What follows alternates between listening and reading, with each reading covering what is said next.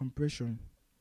And after this lesson, if you still don't understand, you really need to go to a river to go and wash your head. So um I'm here with the Midas M32, but currently I'm going to use my DAW to explain what it is, how it works, so that we can all understand. So let's talk about compression first. Let's just talk about compression.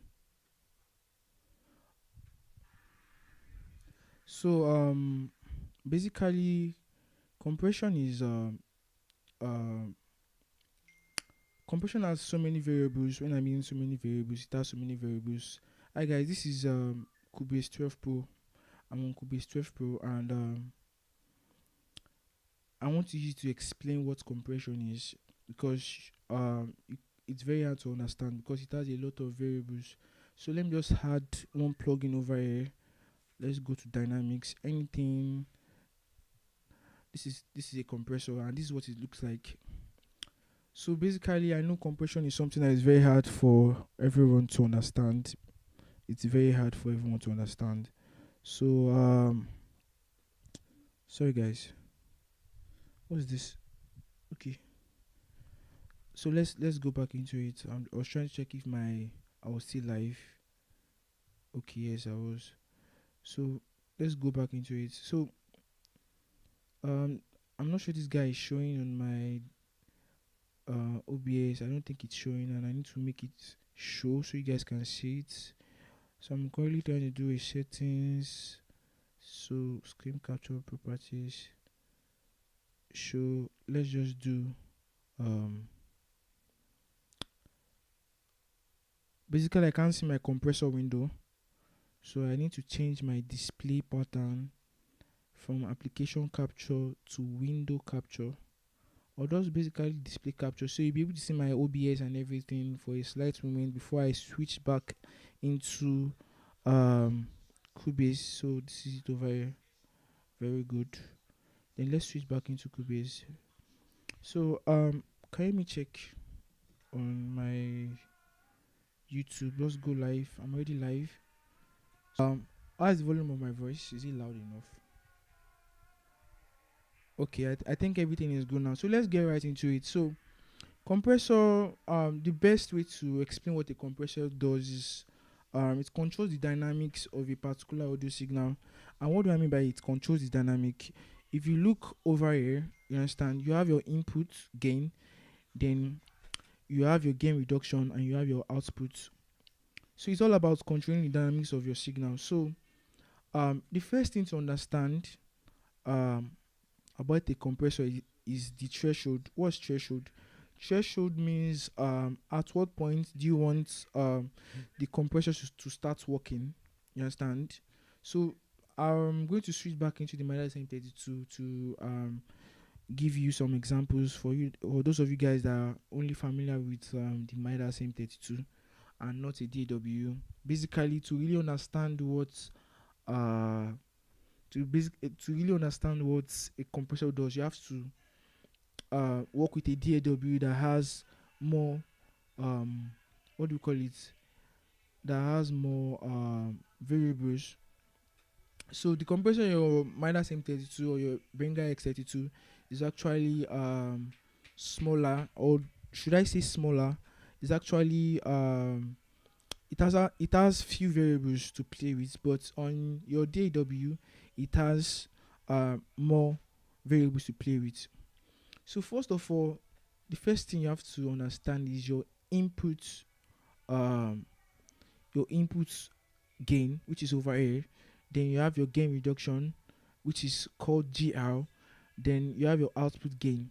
So remember what I said, the definition I said is just something, it's an audio effect that controls the dynamics of an audio signal. So we understand that in a particular audio signal, there are dynamics. There's the high side and there's the low side. So if you look over here, I have some tracks over here. I have the kick out, kick in, snare bottom. So let's just use my kick as an example. So if you zoom into the tracks, let me increase the waveform so it will be clearer. So you can see in your wave track, in your waveform, let's go deeper. So in your waveform, you actually have peaks or transients and the resonance. You understand? So these guys over here are the peaks. These high guys. Let me increase this thing more so you guys can see it better. Keep on going. Yes, I think this is wide enough. Yeah, this is wide enough.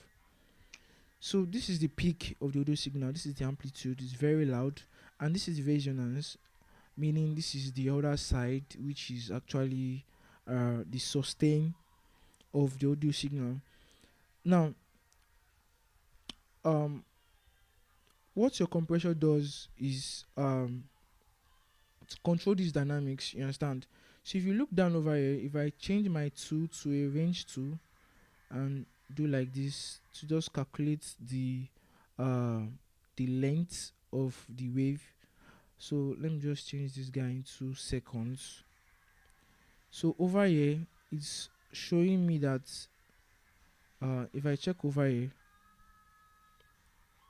it's showing me from 55 to 55. That's that's still below 1 milliseconds. You understand? So that's the length of my audio signal. That's the length. So the way a compressor works is if I place, I think I even need to do a lot of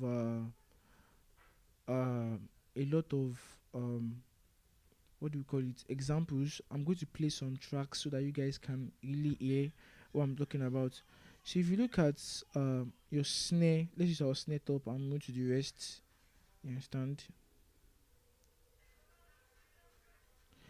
So just listen to this snare drum and to check the level of which is going to my DW. So it's not that loud. Let me increase the volume a little bit.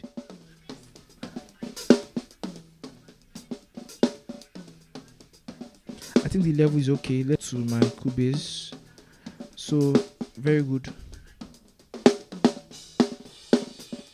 So this is the way my snare sounds. Now if I place a compressor, which is an audio device, effect device that controls the dynamics, so it's going to show you the input gain. So this is the input gain. Currently it's showing us our peak value is at 18 dB. Look over here, you see it's showing you around 18 dB, which is loud. You understand? That's where I gain most of my. That's what professionals use for when it comes to input gain. So professionals use minus 18 decibels, which is still on green. You understand? So we are currently on minus 18 dB. So this is the peak of the signal. So what your compressor does is you can set a limit in which you want that peak, you understand, to pass through. So if you look at this over here, you see something that is called ratio. I'm not really going to give you a detailed what do we call it, a detailed explanation, because it's actually hard to understand, but those that understand it already understand it, and it was easy to understand because of you have a diagram. If you can't understand what this diagram means, it will be very hard for you to understand what a compressor does. You understand? So you need to understand the diagram. So you have your input gain, then you have your gain reduction, and you have your output gain. So your gain reduction is actually taming the signal. So right now my threshold is on minus 20 dB. So if I play, I really need to set my threshold to where to the ceiling of the audio signal. So if I bring it downwards, you guys keep on listening. So once you see this guy activated, it means the compression has started. So I have to bring my gain, my threshold, which is over here, by minus 38 dB. So your threshold is when should it compress, at what volume should it compress. Okay, sorry guys, I need to check if I'm still live. Yes, I'm good. Let's go back. Okay, so your threshold is at what volume should you start compressing. That's what your threshold is. So if I'm playing my snare drum, see the loud notes are being compressed. If you are seeing this gain reduction over here, it's coming down. If I bring it up to stop compressing, because the audio peak, which is this guy, is not reaching that ceiling, so it wouldn't compress. If I bring it downwards, it will start compressing because we're already there. You understand? So after the threshold, the next thing that comes in is your attack, which is your attack time. So your attack time is actually milliseconds, and we all understand 1000 milliseconds makes a second, meaning a second sounds like this: 1, 2, 3, 4. That's the distance between the time frame between 1 second. So if we're talking about 500 milliseconds, that's half a second. That's actually half note. Then we're talking about 250. That's actually 8 notes. So it's actually faster. So imagine what 100 milliseconds will be like, and what 50 milliseconds will be like, and what 20 will be like, and what 10 will be like. So it's actually, you can't notice things that are around 10 milliseconds latency. You can't really notice them. So, but my snare drum has a peak, you understand, and it has a transient. So currently my attack time is on 1 millisecond. That means when my input volume reaches that ceiling of where I set my threshold in with, it will still delay and take 1 millisecond for it to dog the audio signal down. That's what it means. So if you come over here, I'm actually going to explain this again if you guys don't understand. So let's go to a peak on the snare. So this is a note, and remember I said it has the transient, which is the peak volume, and it has the resonance, which is the sustain. So this is the peak here. So if actually this peak hits that threshold, what happens is, even after hitting the threshold, it will still take 1 millisecond for the threshold, for the gain reduction to work. Meaning it might, if I look at the length of just one millisecond, you understand, to the length, you will see that it means it will actually allow this guy to pass before the rest of these guys will now reduce. So it's taking time to actually respond to impulse. So if you, let's come back over here to our compressor. So that what this attack mean. How fast should it reduce the level of the audio signal after it has reached the threshold? That's what your attack means basically. How fast should it go? So if I increase my attack time, that means I'm telling my audio signal to pass through, you understand, in more time before it compresses. So if you look over here too, if I extend this guy, sorry, so it might allow something like this to pass through before it docks the rest. So that's what the attack time means, you understand. How fast should it drop the volume before after it has hit the threshold? So that's just basically a time. If I put it on 0, it means as it's hitting the threshold, it's reducing. So if you look at, let's just play audio signal and see. Immediately, so it's dropping it immediately. So if I increase my attack time, you see that the snare is louder because the peak is still passing through. So that's what your attack time means, you understand. How many milliseconds should it wait for after it has reached the threshold to for the gain reduction to happen? Then the next thing is your hold, which is actually a little bit trickier. So your hold is after your attack time, you understand, after it has finished after it has reached the threshold and your attack time has been set, how long should the gain reduction wait for before it comes back to 0, which is the ceiling? That will your hold is. So if it reaches the threshold and you've set your attack time to be 0, that means it's docking immediately. I understand. Then the next thing is your hold. How long should it wait for before it comes up back? That's what your hold is. So let's do an example. I know you guys don't understand what ratio is. Ratio is just like I feel like I need to explain what ratio is before I go on. So ratio is just like what do we call it? It's just like um signal to noise ratio. You understand? We all understand what ratio is. The difference between or the difference between two things. You understand? How identical are they? So if you look at ratio over here, it's telling us 2.0. So it means if you see something like 2.0, it means let's just say um allow 2 dB to pass and compress 0 dB. It sounds foolish, but it's just how it is.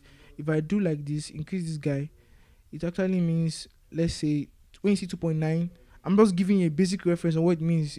That's not how it really works, you understand? But a basic understand, you really need to understand it the foolish way before you really understand how it works. You understand? So ratio is just like after it has reached the threshold, how much should the gain reduction reduce?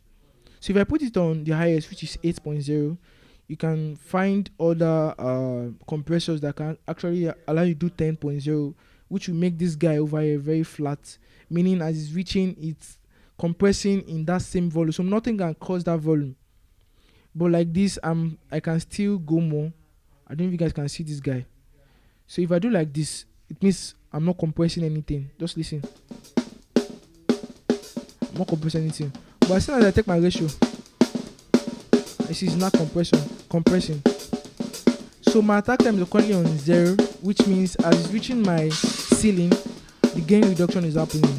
The next thing is your hold. I explain what hold is. After the attack time has been set, how long should the gain reduction remain static before it goes back up? So right now it's on 1 millisecond, meaning as it's eating the ceiling and the gain reduction is happening, you understand, it's coming back immediately. Just this is just 1 millisecond. If I increase this hold, that means it will wait longer for 3. This is 3000 milliseconds. To wait for 3 seconds before it comes back. Or let's do the practical. So if I stop 2, you see when it came back on 1, 2, 3 for it to come back on. So this is actually 3 seconds. 1, 2, 3, then to come back up. So that's your hold for you. How long should it wait for before it comes back to its normal volume? That's what your hold does. So the next thing now after your hold is actually your release time. Your release time is how fast should it come back to the normal level. So your attack is how fast should it reduce. Your hold is how long should it wait for while it's reduced, and your release is how fast should it come up back. You understand? So if my release time is on 0, or I think the lowest value here is 10 milliseconds, and for my attack time is actually 0, for my hold is actually 0 too. So with this I can squash the dynamics of the signal, so my snare will sound very squashed. And let me explain what I'm talking about by taking up my threshold back to when nothing is happening and playing the snare, then bringing it down. Watch how it sounds.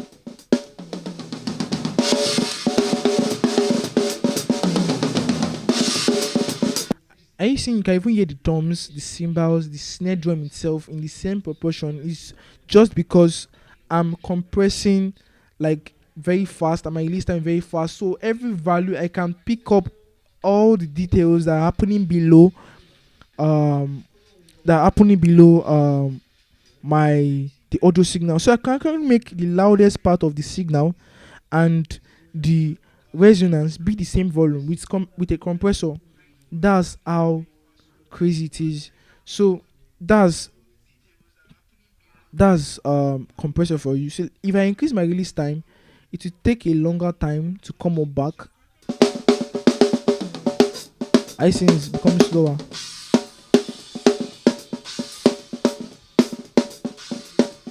I see this is my hold. So most time depends on the way you want it to sound, but a basic compression time to apply on a snare drum is actually attack of 18 milliseconds, and the reason why is we want this what do we call it? We want this transient to pass through before it compresses. So the transient will actually pass through. You understand? For 18 milliseconds before the gain reduction happens. So it will make it will give you this what do we call it? It will give you this illusion of you are smacking hard, but instead it's actually compression, but we're only allowing the transient to pass through, and we are compressing the what do we call it, the resonance or the sustain. So that's just compression for you. Then, so another thing that is over here, you guys can understand it now. This peak and RMS is quiet for professionals, but for as a beginner, you need to just understand these three values: your attack, your hold, and your release. The last thing here over here is actually your makeup gain. So when you're doing a lot of compression, what will happen is sometimes you lose a lot of volume because you're compressing a lot of volume. You understand? It's actually gain reduction. So you need to make up the gain back to the way it is. So if you look over here, so if I compress, I see my snare is hitting harder with this value, with this 80 millisecond value. Then for my snare drum for the hold, the next thing is I can apply 30 milliseconds as hold, and my release will be on 200. So this is a basic time you can put in for a very tight snare to make your snare tighter. 18 milliseconds attack, 30 milliseconds hold, and 200 milliseconds release. You can actually reduce value to 100 if your drummer is actually playing fast notes, because you want your gain reduction to come up back, and so that the next notes can be compressed. If it's too slow, that means if the release time is actually greater than 100, if it's entering 200 and 300, it will only compress the first notes, and the rest of the notes will actually be low in volume. So when you're playing very fast music, you need a very fast release time, so your gain reduction can actually come on back and duck other things. So this is a basic value you can put in for a snare drum, and you see our snare drum is sounding very smacky. If I switch it off, are you seeing?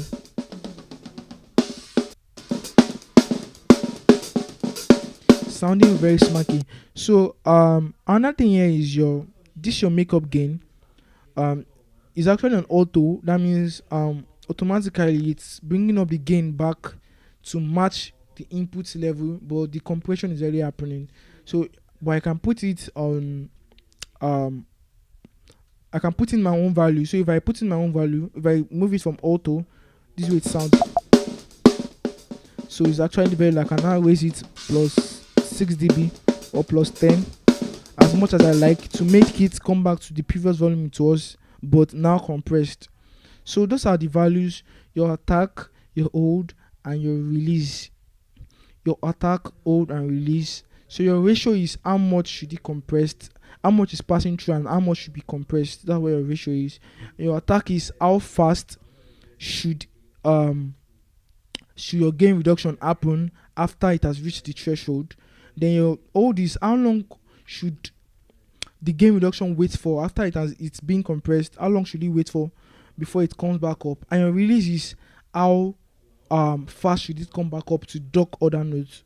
That's basically it. There's nothing hard about it. So that's just for compressor. And most times we compress based on how on our tempo. Sometimes you input the values of your tempo. You can actually convert this your BPM, this is beat per minute, to milliseconds, and to tell you, okay, for 8 notes you need to use 200 milliseconds. For 4 notes you need to use 400 or 600 depending on it. So you need to learn how to calculate that too. So let's move from compressor to a gate. So let me take this out and go down to a gate. Please let me confirm this is going online. Go live. Okay, very good. So this is now a gate, which is similar to a compressor, but does something else.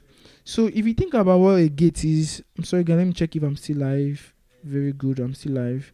So if you think about what a gate is basically what do we call it? It's basically um something you open and close. That's what a gate is. Something that gate keeps, that guards, you understand, or something that open and close, that protects. Thank you very much. So that's what a gate does. You understand? So the way a gate works, it actually works with your threshold. It also has attack, hold, and release. This is the reason why I said you need to really understand what attack is and what hold is and what release is in audio. So let's go to it. So let's talk about our threshold first. So let's play our snare drum. So our snare drum start playing. So let me switch on my gate. So my gate is actually let's put our threshold to minus 60 dB.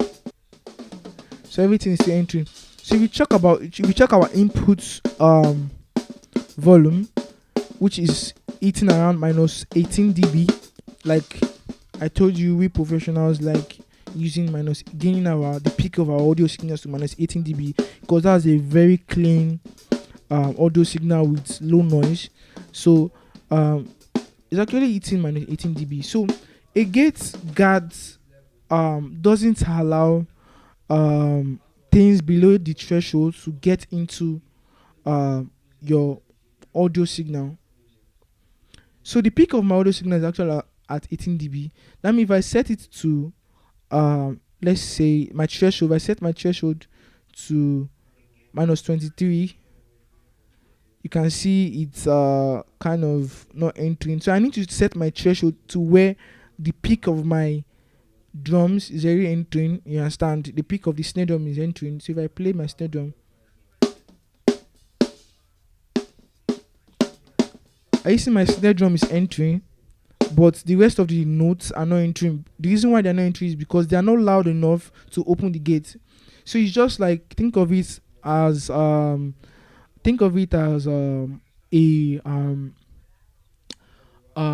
gatekeeper that only allows tall people to enter into the gate and sends the shorter people backwards. Understand? It doesn't allow them. So the only people that can enter into the gate are actually tall people. So it's only loud audio signals that can enter into the gate or can open the gate. Any audio signal below the threshold won't enter. So that explains why you set your gate on your snare and you set the threshold well to the point that only your snare drum is entering, but your toms are not entering your snare mic, your cymbals are not entering your snare mic, your kick drum is not entering your snare mic. The reason why is they are not loud enough to open the gate. But your snare drum, your snare drum microphone is actually closer to the snare. So the snare is actually the loudest thing that it's speaking. So that's the only thing it will allow to get into your audio signal. So that's what a gate is basically. It only allows things with a certain volume to enter into it. So even if you set your threshold well to where the snare is entering, this is how loud you play your cymbals, that your cymbals become very loud to open the same snare gate. Yes, it's very possible. So if you look at it very well, so this is setting your threshold to when I told you threshold is at what volume do you want the audio signal or the effect to start happening. You understand? So I've set my threshold well, you understand? And my snare, the peak of my snares are entering, but these smaller notes are not entering. You can see it's only the peak. So if I increase my threshold, you see the peak 7 won't enter because they're not loud enough. I've set the threshold very high enough that the peak of my drums are not really entering. So I need to drop it down to where some things will enter. So it's only things that actually on this as high as this that will enter. These lower guys that are over here, these little guys over here won't enter, but these loud guys will enter. So the question is, now that the loud things are now entering into my gate is allowing the loud things to enter, the question is, how does attack time, your hold time and release time now apply to your gate? So the way it applies is, so now you have your attack time. Your attack time, I told you, it tells how fast should the effect happen after it has hit the ceiling. The threshold is already allowing things to enter. You understand? So if I'm on 0 milliseconds, meaning don't wait, as you are hitting the ceiling, open the gate. You understand? My snare drum will enter well. But if I set my threshold to something like 15 milliseconds, that means uh this is actually 15 milliseconds. Let's count it. You understand? That means these guys won't enter because my gate is not opening very fast enough to enter. So it's only the resonance that will enter. So let's check that out. I see my snare is sounding very weak. So what we're actually hearing is the resonance of the snare, not the real peak. So to let the real peak enter, I need to put my attack time on 0. I seen that. That's actually how it works. So the attack time is how fast should the gate open. You understand? After it has hit the threshold, then the your hold is how long should the gate be open for before it closes back. Do you understand? Remember, attack is how fast should it open. Your hold is how long should it wait for while it's being open, and your release is how fast should it close back. You understand? So if I set my attack time to 0 milliseconds, that means as it's hitting the threshold, my gate is opening up, right? If I set my hold to, let's say, 500 milliseconds, the gate will wait for 500 milliseconds before it closes back. That's what will happen. So meanwhile, other things can now start entering because the gate is now open. Even the short guys can enter, the tall guys, even the dwarfs can enter too. So that's how it works. So watch. Yeah, because it's taking time, it's still open, so other guys can now come in. Even your thumbs will enter at that moment. Your cymbals to enter into your audio signal at that moment because the gate is still open for a very long time. So your value needs to be very tight enough. At least for your snare drum, your attack needs to be anything drums. Your attack needs to be on 0 milliseconds. Your hold needs to be at least as long as what your transient is, meaning the peak of your signal. So if you look at this guy over here, this is your snare drum. So it's actually long enough if you calculate it. Understand? So you actually, if I calculate the whole transient, that's around 89 milliseconds. So I actually need to, what do we call it? Am I correct? So I actually need to leave my gate open for approximately 100 seconds for the whole snare to enter, pass through before the gate closes. Then the last thing is your release. After it has the gate has been waiting for 100 milliseconds, how fast should it close? You understand? If it closes too fast, it might sound unnatural. So let's listen to it. Let's take a listen. This sounds like a snare drum. So if you close it too fast, this is what this sounds like. So you really need it to take its time to close slowly, so it sounds natural this way. So what if my attack time is on 0, my hold is on 0, and my release is on 0? This is how it sounds. Does it sound natural? Because you're only picking a bit of the audio signal. What you're hearing is just this guy, this very loud guy, and the rest you're not hearing them because the gate is actually chopping them off. So your attack time has to be on 0, your release time on 100, and your hold on 100 and your release time on, let's say, 100 too. This sounds like a natural snare drum.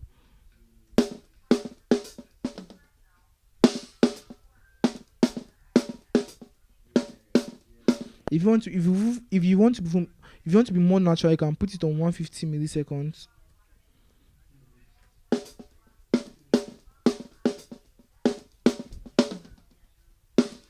So this sounds natural.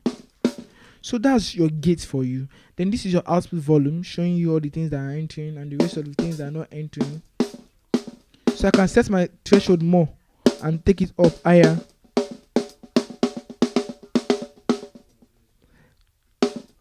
Let's take it to 30 dB, minus 30 dB.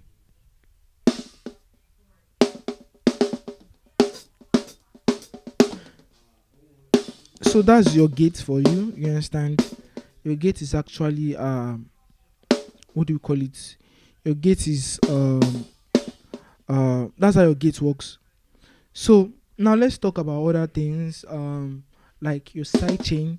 Where does sidechain come in? Some people have been hearing sidechain, but they don't really understand what sidechain is. So let me explain what sidechain is. Sidechain is basically using another audio signal to trigger another audio signal. Yeah, that what it means. It means using another audio signal to trigger another audio signal. But before we go into sidechain, you understand what I want to explain to you. I need to check if I'm still live. Very good, I'm still live. Then um uh I need to explain one of the three basic dynamic plugins we have. So I just talked about compressor, I talked about gate, and the last thing I want to talk about is a limiter. What's a limiter? So basically, a limiter, it's like a compressor with it's like a compressor with no values to be put in. So if I look for a limiter over here, I see just having input gain, or then it's having the gain reduction, then output. There's nothing like attack, or the only thing you have here is release. So the way a limiter works is, a limiter is actually more strict than a compressor. Compressor gives you more variables to play around with, but a limiter, once you are hitting the ceiling, it's dropping it. You understand? And the only thing you can only do is your release time. You understand? So uh let's do a practical of how your limiter works. This is your limiter over here. So we are not loud enough to actually hit the ceiling, which is threshold. And so I need to increase the input gain to where it's, and gain reduction start happening.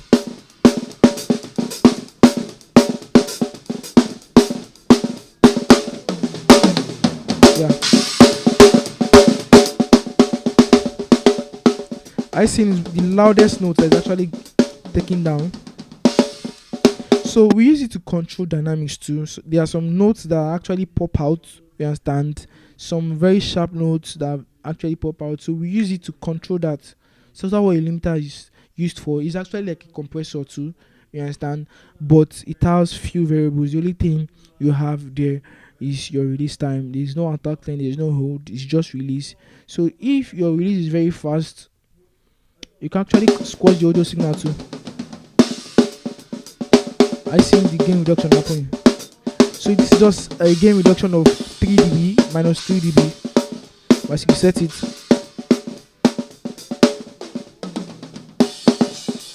so that's a gain reduction of minus 3 dB. So that's what a limiter is. A limiter is a compressor that has few variables to play with. So the first question is, can a compressor be a limiter?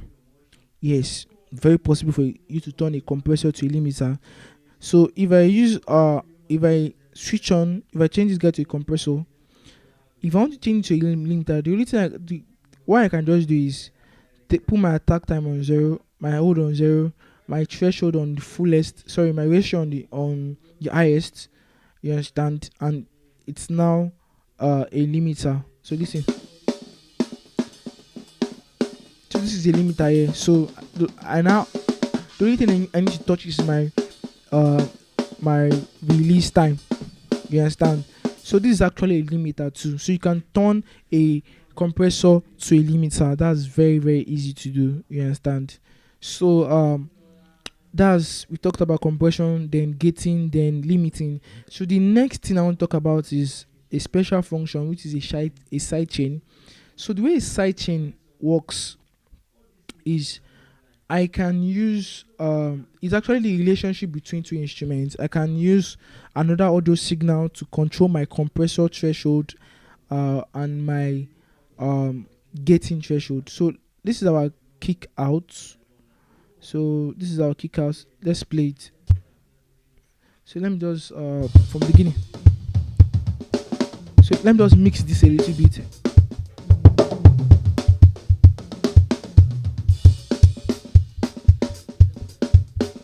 So this is my kick drum. I'm just trying to mix it so it can sound better.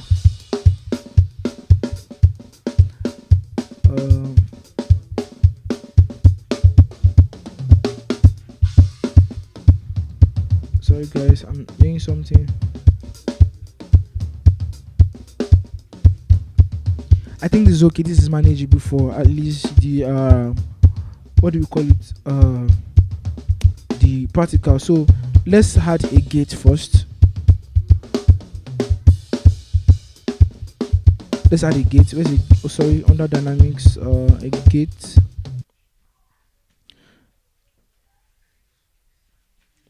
I'm wondering why this guy is loading. Okay. So my snare is still open. Let me close my snare. So this is my gate. Let me set my threshold down to where the kick's entering. My attack time on 0. My release time on 100. A basic kick drum.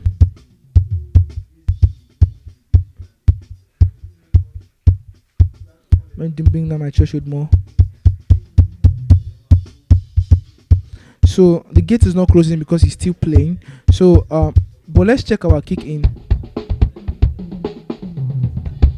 So the way we mix our kick in is it only plays high because we're trying to avoid phase issues between the kick in and the kick out. So this is just a way kick in is supposed to sound. Then I can now use a special plugin, which is also a dynamic plugin, but we call it an envelope shaper. It's actually like a compressor too, to increase the attack time. Are you seeing this? Then I now want to get it. So this is already gated. So I need to just increase the gain a little bit so it can get into it. Sorry, gain. So the kick in actually this. I've set the gate. Now I just want to give you an idea of what sidechain is. So if you look at your gate over here, you can actually see sidechain over here. You understand? And I'm going to show you where it is on your Midas M32. It's actually there too. So, but it's, what we call it is sources. You see on your compressor, you see when you scroll down to your page 2 on your compressor, you see what we call sources, meaning that's where your sidechain is. So your sidechain is actually, I can actually tell my kick out to be the one to open the gate of this my kick in. So that's just sidechain. Uses something else to affect the parameters of a particular effect on another audio signal. So if I switch on sidechain, and over here I think the way we can access this sidechain is by clicking alternates on the mark is option, then it will tell me add sidechain source. See, actually a source, then change it to my kick out. So it's actually when my kick out plays. So if I play my kick, it's actually playing, but it's not going to open because I've told my kick out to open my kick in, the gate of my kick in, and my kick out is not on, so that's why you're not going to hear it. So if I switch it on now, I see it's working now. So let's go back to our gate. Are you seeing how it's sounding? So it's actually this kick out that is actually opening this gate. That was sidechain is.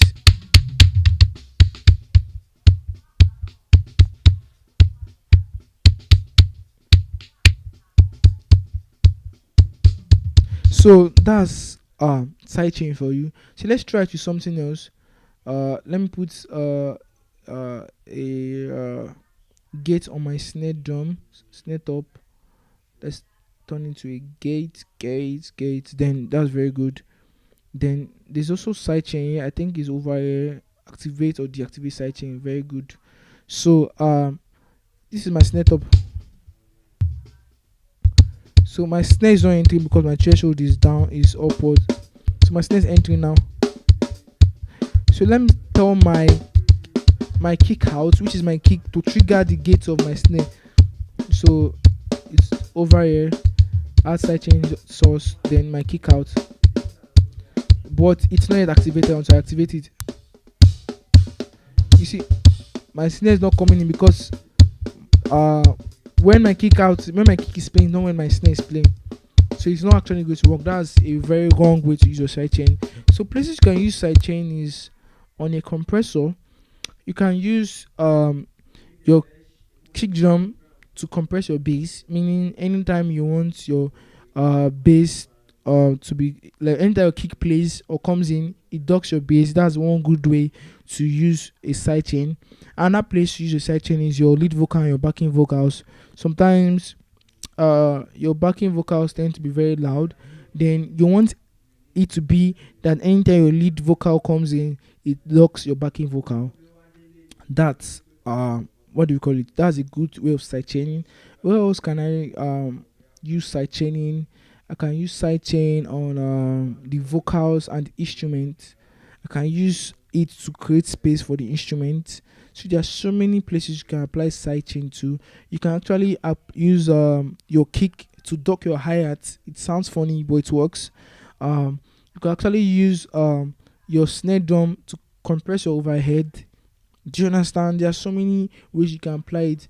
So that's just um dynamics for you. So we have your compressor, your gate, your limiter, and those are the basic dynamic plugins we have. We have other type of compressors. If you come on that dynamics, there's so many things. So let's come here over here. Dynamics. I see DSR, multiband compressor, squasher, right, razor, different kind of dynamics. So they all control the dynamics of a particular audio signal. That's how it works. So it's quite simple. You understand? It's quite simple. Once you know it, you know it. It's nothing hard for you to understand over here. So let's apply compression to our kick drum dynamic. That's compressor. So note your gate has to be the first thing on your rack, meaning because you want to clean up your signal before you do any other processing. So your gate is actually um removing the noise, background noise, you understand, only opening when it's supposed to open, only opening when the kick drum is playing. So that's why it has to be the first thing your um on your rack.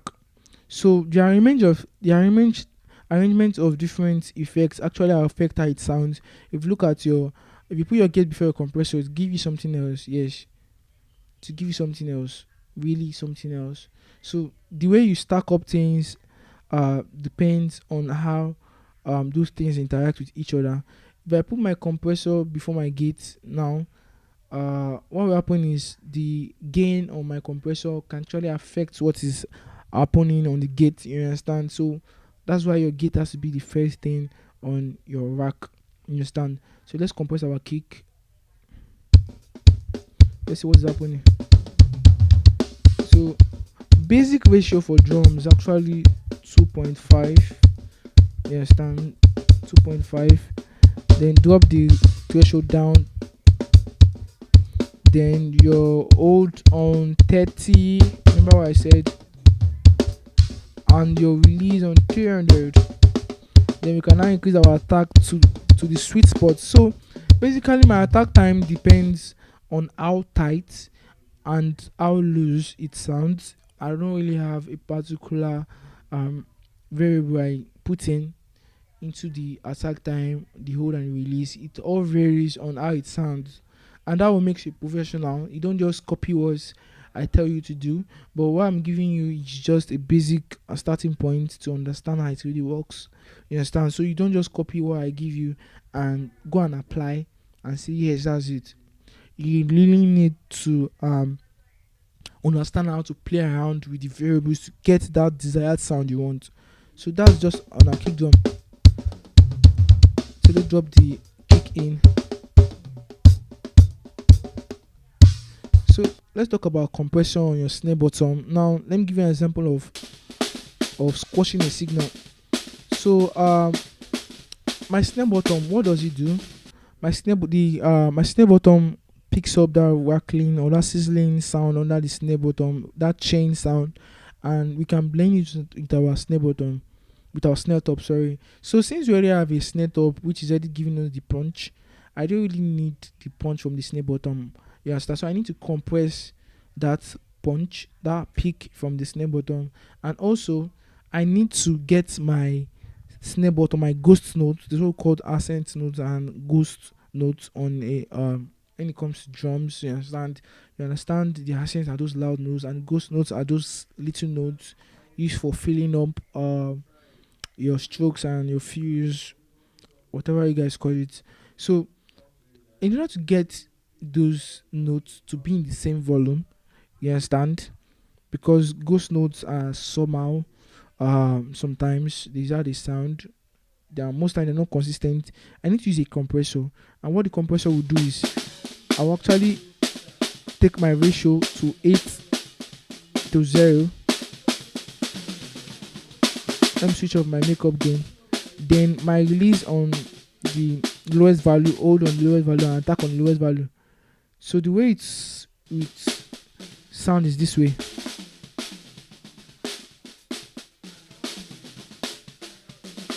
So my attack is on 0. So if I just process this, do a little bit of equalization.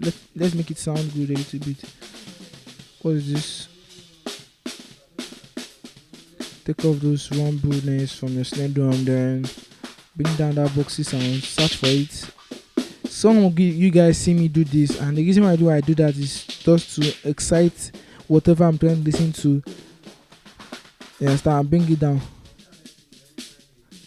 So this is a good snare button, but it's coming in a very low volume. Let's gain that.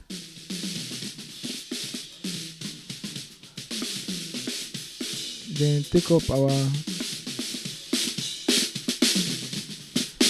So this is good snare bottom compression.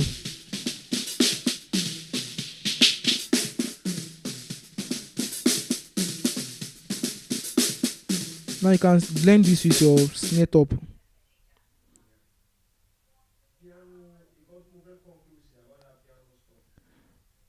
I'm sorry, I had a gate which was side chained to my snare top. I need to take that out, or I need to make it switch off the side chain and just get it normally and EQ the snare a little bit. Take out the low end or the rumble from the snare, which you can't really hear, but they're actually there to disturb you later on. This is just a basic snare drum mix. You can see how fast I'm moving very fast. It's because I'm not here to mix.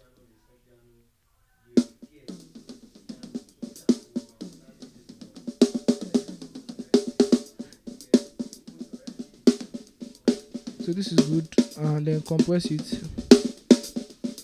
Remember the values I told you to add in. 18 for attack time, 30 for hold, and 200 for release. Then snare drums always, let's do our snare drum 3.0, then bring the threshold down to when it start compressing. Then shift back our gate on.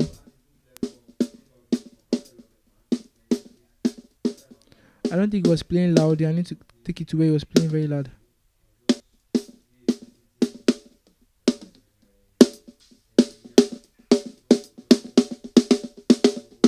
So let's blend our snare button.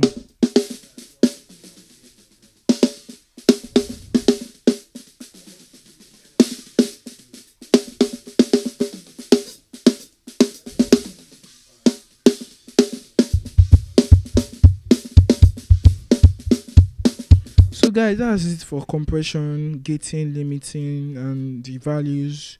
I'm sure you guys understand. If you don't have any if you have any questions, please let me know. Please really let me know. I'm quite open to questions. I'm sorry, I need to get someone. I need to talk with somebody.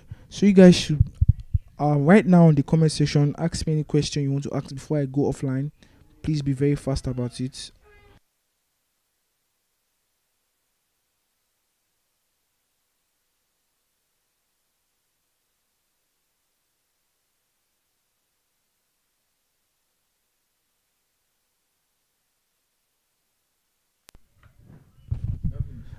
Yeah, I'm almost done. So you guys, I'm still waiting for your questions.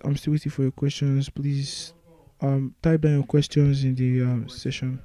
Okay, do you have a question? Okay. Okay, so the question is, what is the right way to apply the gate or compression? Okay, what I'm trying to say is this: Do you need do I need to apply the gating first before the compression? Does the compression come first before the gating?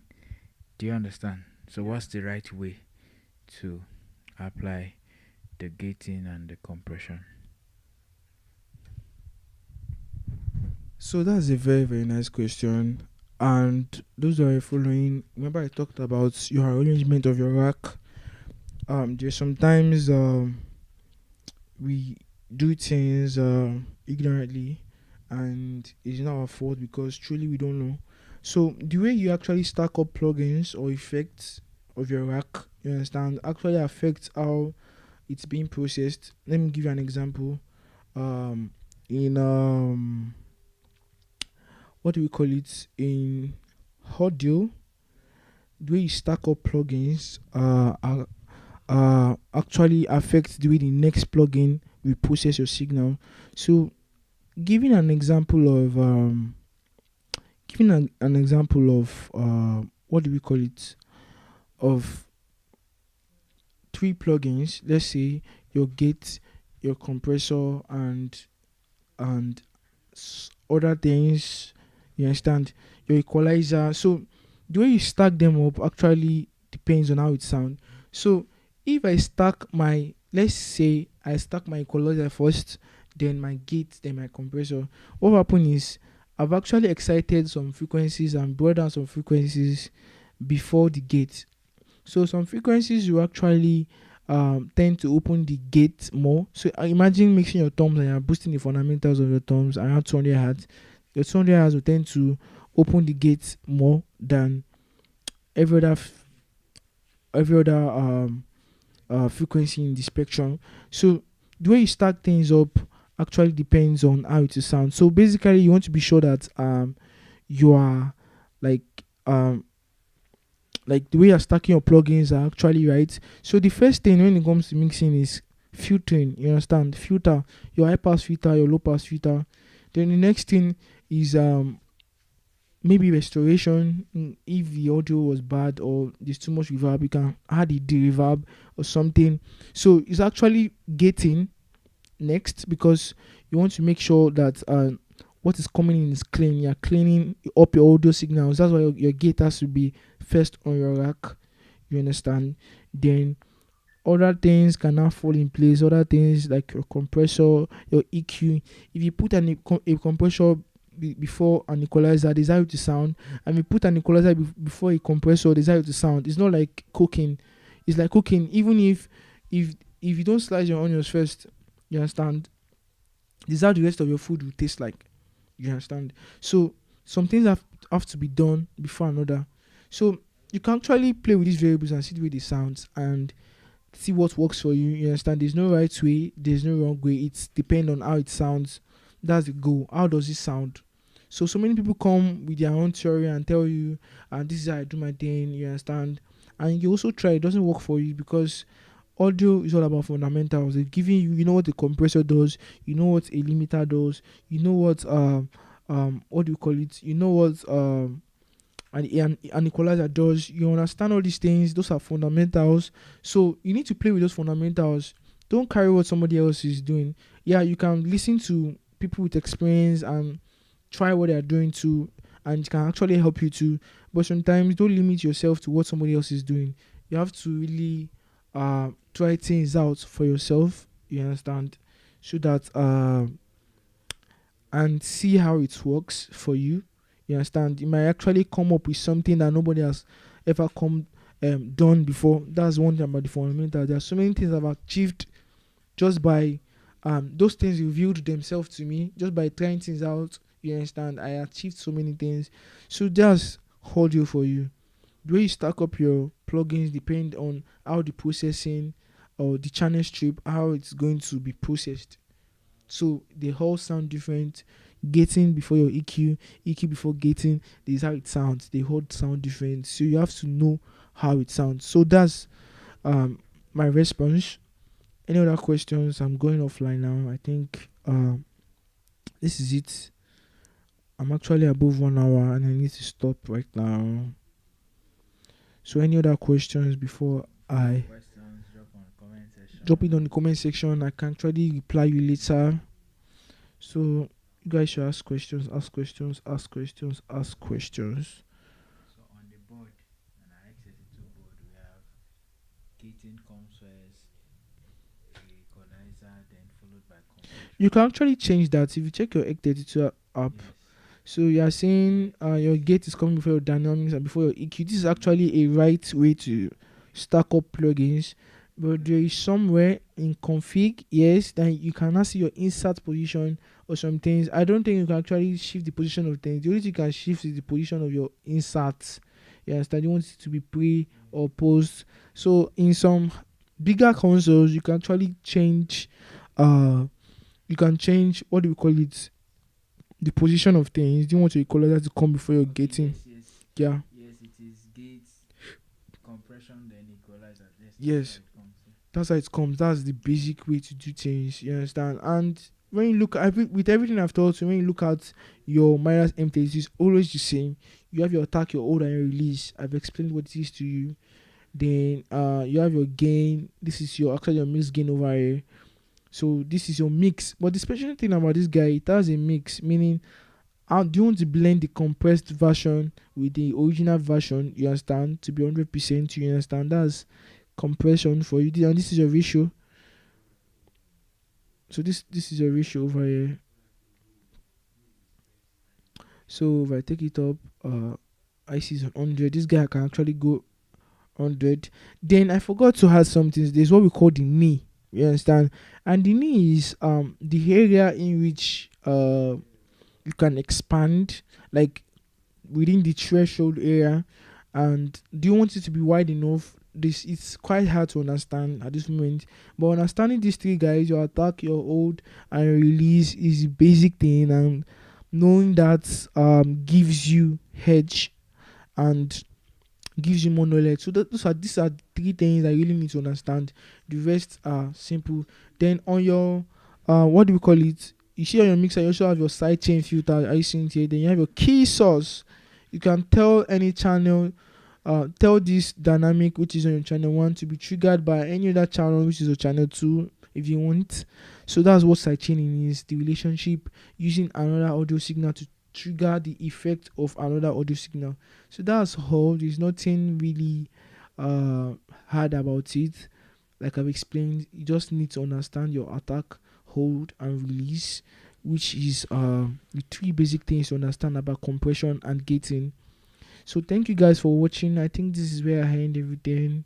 Um, you guys have been engaging, and that's a very and that's what have been making me continue this live tutorial I've been doing.